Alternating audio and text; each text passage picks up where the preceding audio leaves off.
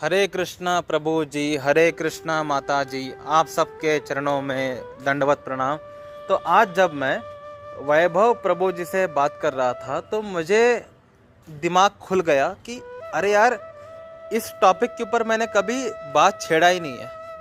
उन्होंने प्रश्न किया तो मेरे अंदर विचार आया कि इस पर एक प्रॉपर ऑडियो रिकॉर्ड करना चाहिए ताकि लोगों को समझ में आए कि एग्जैक्टली हो क्या रहा है। ठीक है, मेरे जीवन में दुख का कारण कौन है, इस पर मैंने एक ज़बरदस्त तरीके से ऑडियो रिकॉर्ड किया है, लेकिन आज एक अलग एंगल पर इस पर बात करेंगे। ठीक है, 3 तरीके के व्यक्ति होते हैं जिनके जीवन में अलग अलग टाइप का दुख मिलता है। दुख कोई भी किसी भी रूप में हो सकता है, लेकिन 3 टाइप के लोग कौन है। एक, जो बिल्कुल भी भक्ति नहीं करते हैं। ठीक है। दूसरा, जो भक्ति करते हैं लेकिन भक्ति में एकदम रोगी अवस्था में है। तीसरा, जो भक्ति करते हैं लेकिन निरोगी अवस्था में है। ठीक है। जो लोग भक्ति नहीं करते, बिल्कुल भी भक्ति का मन भी नहीं है और ना ही भक्ति के बारे में कुछ पता भी है, एकदम अज्ञान में है। उनको बस जीवन के, उनको पूछिए आप क्यों जी रहे हैं, बोलेंगे सब जी रहे हैं इसलिए मैं जी रहा हूँ। तो आपकी कर्तव्य क्या है, उनको पूछिए। हगना मुतना, खाना पीना, सोना, मर जाना, बच्चे पैदा करना, बेड तोड़ना, बस इतना ही उनके कर्तव्य जीवन के। और जैसे एक जानवर जीता है वैसे वो जी रहे होते हैं। तो ऐसे जो लोग होते हैं जिनको भक्ति का कोई ज्ञान नहीं है, भक्ति के बारे में कुछ पता नहीं है और ना ही भक्ति करते हैं, ऐसे व्यक्ति के जीवन में दुख जो है उनके कर्मों के वजह से आता है। यानी मेरे कर्म थे, ठीक है, मेरे कर्म में लिखा हुआ था कि मैं सुखी बनूंगा तो उनके जीवन में सुख आता है। उन कर्मों में था कि वो दुखी होंगे तो वो दुख प्राप्त करते हैं। यानी उनके जीवन में कर्मों का साइकिल चलता रहता है, सुख और दुख का पहिया जो है वो घूमता रहता है। ठीक है। दूसरा, डिसीज्ड कंडीशन ऑफ भक्ति, यानी रोगी अवस्था भक्ति में। तो इनको हम कहते हैं श्रद्धालु लेकिन डेवोटी नहीं, डिसीज्ड कंडीशन ऑफ डिवोशन। ठीक है। तो जो लोग भक्ति में रोगी हैं, यानी ये लोग क्या करते हैं, इनका मन तो अभी भी संसारिकता में लगा हुआ है, लेकिन कर्तव्य भाव से रोते रोते, योग रुरुक्षु होते हैं ये लोग, रोते रोते भक्ति करते हैं। भक्ति करने का 1% मन नहीं है, लेकिन किसी ने बोल दिया कि भक्ति नहीं करोगे नरकों में सड़ोगे, भक्ति नहीं करोगे तो जन्म मृत्यु के चक्कर में डोलते रहोगे, भक्ति नहीं करोगे तो हमेशा दुखी रहोगे। तो दुख से दूर भागने के लिए, जन्म मृत्यु के चक्कर से बाहर आने के लिए, मोक्ष प्राप्त करने के लिए और नरक ना जाने के लिए, ऐसे एकदम चिंदी लक्ष्य को रख करके जो लोग भक्ति कर रहे हैं, हम उनको डिसीज्ड कंडीशन ऑफ डिवोशन कहते हैं। कि मेन भक्ति का लक्ष्य ही पता नहीं है, ये लोग बस दुख से बाहर आना चाहते हैं। तो ऐसे जो लोग होते हैं, इनका भक्ति एकदम साधारण होता है।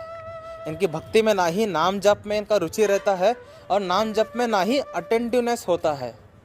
नाम जप के वक्त इनका मन 1000 दिशा में भाग रहा होता है, नींद आ रही होती है, मोबाइल देखते हुए नाम जप करते हैं। शास्त्र तो इनके घर में धूल चाट रहे होते हैं, एक दिन ये शास्त्र को हाथ तक नहीं लगा पाते, इवन वहाँ पर ही सोते रहेंगे। तो इनका भक्ति एकदम खराब रहता है एक्चुअली, लेकिन इनको घमंड बहुत ज़्यादा रहता है कि हम भक्ति करते हैं। ठीक है। ऐसे व्यक्ति के जीवन में दुख जो आता है वो इनको बताने के लिए होता है कि देखो भैया, डिसीज कंडीशन में हो, थोड़ा आगे बढ़ो।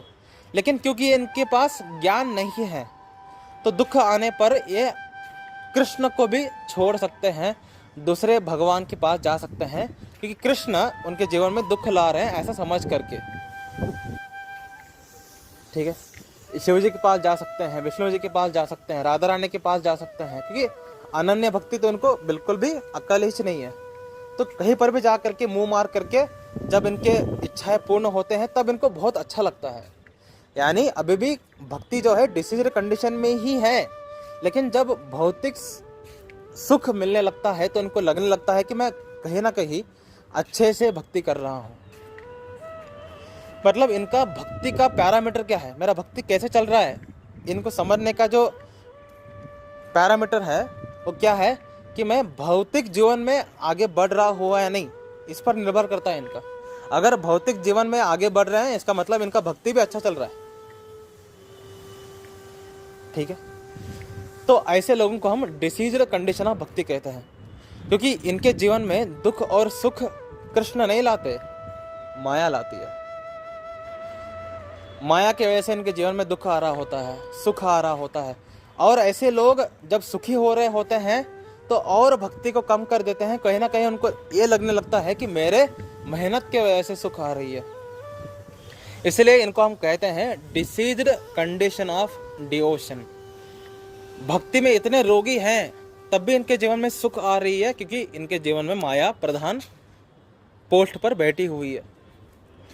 तीसरा, हेल्दी कंडीशन ऑफ भक्ति, यानी निरोगी भक्ति, जिनका भक्ति एकदम सही है, अच्छे से चल रहा है, तब भी इनके जीवन में दुख आ रहा होता है। ठीक है, भक्ति तो एकदम खतरनाक चल रही है, लेकिन ये खुद को बहुत कचोड़ते रहते हैं, गाली देते हैं, तुच्छ बोलते हैं, कि कहीं ना कहीं इनको पता है अगर मुझे खुला छोड़ा जाए तो मैं राक्षस ही हूँ, क्योंकि कृष्ण ने मुझे कंट्रोल करके रखा है, तो थोड़ा बहुत मेरा भक्ति ठीक ठाक चल रहा है। उनको पता है, ये रियलिटी पता है उनको कि मेरे वजह से मैं भक्ति नहीं करता, कृष्ण ने कंट्रोल करके रखा है नाव को, जिसके वजह से मुझे लग रहा है कि मेरा नाव नदी के ऊपर अच्छे से चल रहा है, लेकिन अगर कृष्ण नहीं होंगे तो मैं डूबने के लिए बेताब हूँ। This is called healthy condition of भक्ति। इनको पता है मेरा औकात क्या है। ठीक है, तो ऐसे जो हेल्दी कंडीशन वाले भक्त हैं, इनके जीवन में भी दुख आता है इनके विकारों को काटने के लिए, इनके पाप नष्ट करने के लिए, इनके कर्मों को जलाने के लिए। देखो, मैं अपने जीवन में इतने मुर्गियों को ख़त्म किया है, इतने बकरियों को मार डाला, इतने मुर्गी के बच्चे अंडों को ख़त्म किया है, मुझे तो यहाँ वहाँ से सूली पर चढ़ाने जैसा दुख मिलना चाहिए, लेकिन मेरा बस छोटा सा अहंकार हनन करने का दुख मिलता है, थोड़ा बहुत इंजरीज आते हैं। तो मैं उसको देख करके अगर दुखी होने लग गया, इसका मतलब मैं अज्ञानी हूँ कि भाई साहब आपके कर्म इतने डेंजरस है ना, आपको बहुत डेंजरस रिजल्ट मिलना चाहिए था लेकिन नहीं मिल रहा है। इसका मतलब क्या है, आपके कर्म जल रहे हैं, आपके कर्म ही मिट रहे हैं, तो रिजल्ट थोड़ी ना मिलेगा। जब अकाउंट में कुछ नहीं है तो क्या परचेस कर पाओगे, राइट।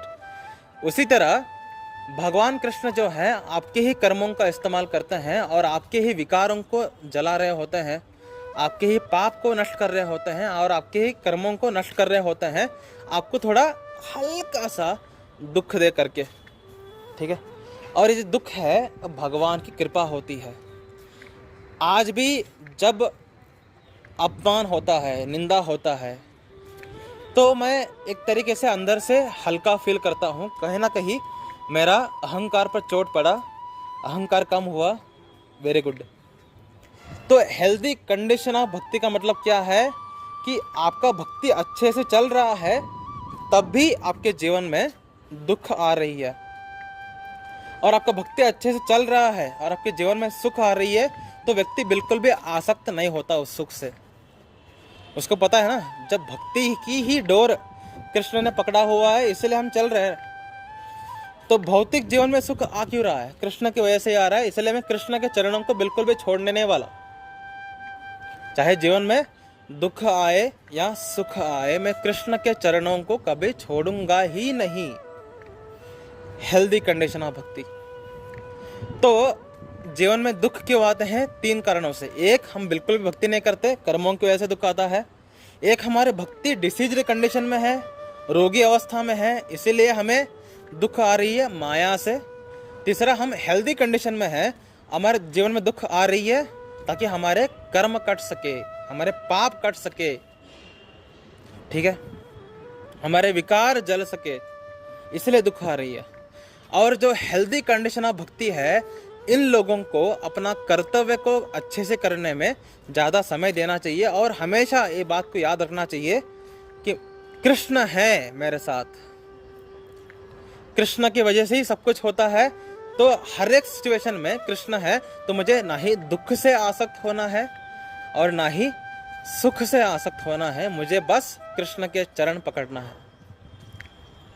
जब तक कृष्ण के चरण मेरे साथ हैं या कृष्ण के चरणों के साथ मैं हूं, मेरे जीवन में कुछ भी होता रहे क्या फर्क पड़ता है। कृष्ण मेरे हैं, मैं कृष्ण का हूं, मैं कृष्ण का हूं, कृष्ण मेरे हैं, बस ये उसको दिमाग में रहता है। और उसके जीवन में सुख है दुख है उसको फर्क पड़ना zero. This is called healthy condition of भक्ति। और ऐसे लोगों के जीवन में दुख सुख आते रहता है। यानी मर्म क्या है इस ऑडियो का? मर्म ये है कि जब तक आप इस भौतिक संसार में हैं, आपके जीवन में सुख और दुख के साइकिल्स आते ही रहते हैं, चाहे आप भक्ति करो या ना करो। जब एक व्यक्ति हम देखते हैं जो नकली प्रचारक हैं, वो बोलते हैं कि भक्ति में अनंत सुख है, आप भक्ति करना तो शुरू कर दो, आप एवरी डे सुखी रहोगे, एवरी डे हंसते खेलते रहोगे। झूठे बातें हैं, कभी नहीं होता ऐसा। जब तक आप भौतिक संसार में हैं, आपके जीवन में दुख और सुख का साइकिल हमेशा रहता ही है, लेकिन कॉन्शियसनेस अलग रहता है। भक्ति ना करते हुए भी दुख आता है, डिसीज्ड कंडीशन में भी दुख आता है, हेल्दी कंडीशन में भी दुख आता ही है, लेकिन हेल्दी कंडीशन वालों को फर्क पड़ना जीरो। डिसीज्ड कंडीशन वालों को भी फर्क नहीं पड़ता, क्योंकि उनका भक्ति ही डिसीज्ड कंडीशन में, क्या फर्क पड़ेगा उसको, है ना। और जो भक्ति बिल्कुल भी नहीं करते उनको फर्क बहुत पड़ता है। हर एक सुख दुख उनको इतना, सुख में अपने आप को भगवान समझते हैं, दुख में अपने आप को भिखारी समझते हैं। इसीलिए हमारा जो फोकस होना चाहिए हमेशा क्या होना चाहिए? कृष्ण मेरे हैं, मैं कृष्ण का हूँ, कृष्ण के चरण ही मेरे एकमात्र धन है, कृष्ण के चरण ही मेरे एकमात्र सेवियर है। मैं कृष्ण के चरणों को छोड़ करके दूसरा कुछ भी नहीं करने वाला। आप इस कॉन्शियसनेस में आ जाओ कि मेरा साधना जो है मैं केवल उसको अच्छे से करूंगा। चाहे मेरे जीवन में सुख है दुख है, क्या फर्क पड़ता है? बिल्कुल भी फर्क नहीं पड़ता। मैं अपना साधना अच्छे से करूंगा, मैं अपना साधना अच्छे से करूंगा। जो मैंने गुरु महाराज को वादा किया है, 16 माला करूंगा, नाम जप करूंगा, 16 माला नाम जप करूंगा, शास्त्र पढ़ूंगा, जो मैंने वादे किए हैं उन सब वादों को मैं अच्छे से निभाऊंगा। चाहे मेरे जीवन में सुख है दुख है, मुझे फर्क पड़ता ही नहीं है, ठीक है। तो जब आप इस डिटर्मिनेशन के साथ कि मेरे जीवन में जो कुछ भी होता रहे, मेरे भौतिक जीवन में मुझे फर्क नहीं पड़ता, मुझे केवल भक्ति अच्छे से करना है, नाम जप अच्छे से करना है, साधना अच्छे से करना है, जब आप इस डिटर्मिनेशन के साथ आते हैं, उसको बोलते हैं हेल्दी कंडीशन ऑफ भक्ति। कि व्यक्ति का केवल फोकस कृष्ण है, कृष्ण से मिलने वाला कुछ भी रिजल्ट नहीं है, ठीक है। इसीलिए रिजल्ट पर फोकस ना करें, केवल अपना कर्तव्य को अच्छे से करते रहिए। आपको जो नीड है, आपकी जो अच्छे डिज़ायर्स हैं, कृष्ण डेफिनेटली उसको पूरा करेंगे, ठीक है। और जब आप इस भौतिक जीवन को त्याग करके आप गोलोक जाओगे, तब ही जा करके आपके जीवन में केवल और केवल सुख शांति आनंद रहेगा, ठीक है। तब तक जीवन में जन्म मृत्यु के चक्कर जब तक है आपका है, भौतिक जीवन में जब तक आप हो, भूल जाओ कि आपके जीवन में परमानेंट केवल हैप्पीनेस रहता है, कभी नहीं। कृष्ण जब तक आपके अंदर के विकार खत्म नहीं हो जाते, अलग अलग दुख को दे करके, छोटे मोटे एकदम 1%, 0.5% दुख को दे करके आपके विकारों को नष्ट करते रहेंगे और आपके जीवन में दुख आता रहेगा। जब आपका अकाउंट पूरा खाली हो जाएगा, तब आप इसी भौतिक दुनिया में भी अनंत सुख अनुभव कर पाओगे, उसको ही हम भाव अवस्था कहते हैं। तो रिजल्ट पर फोकस नहीं करना है, मैंने अभी बोला है, इसलिए उसका चिंता मत करो। आप एक दिन आओगे भाव अवस्था में, तब मज़े आने वाले हैं, ठीक है। लेकिन जब तक आप अभी जो भी आपका स्टेट है, केवल और केवल अपना साधना अच्छे से करने में फोकस करिए, ठीक है। तो मिलते हैं अगले ऑडियो में। हरे कृष्ण।